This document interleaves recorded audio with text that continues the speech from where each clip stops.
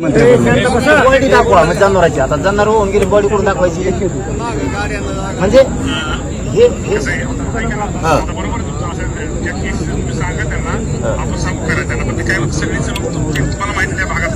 नाही मामा शेतकरी आपला तुम्ही शेतकरी आहेत आम्हाला काय तुम्हाला लय बोलायची गरज नाही. शेतकरी खोटं बोलत नाही. एक ती गोष्ट. दुसरं लोकांचे जे बाजऱ्या काढल्या होत्या त्या झाकून ठेवल्या तशाच वाहून गेल्या. काहींच्या बैलगाड्या वाहून गेल्या, काहींच्या म्हशी गेल्या, कोंबड्याचे शेड गेले.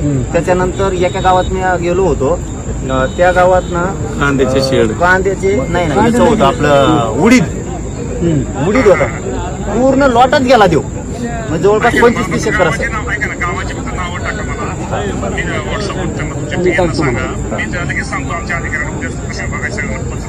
पंचनामे करून अहवाल घेऊन तातडीची मदत त्यांना.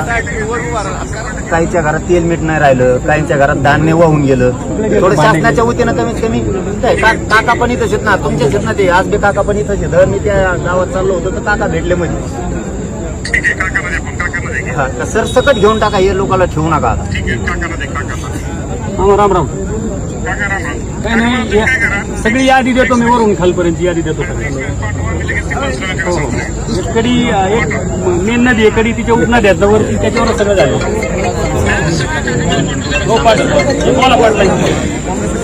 मामा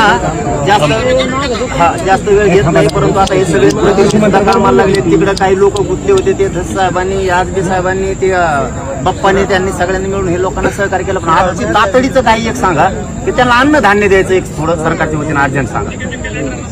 हा आणि सरसकटच करा आता. पुन्हा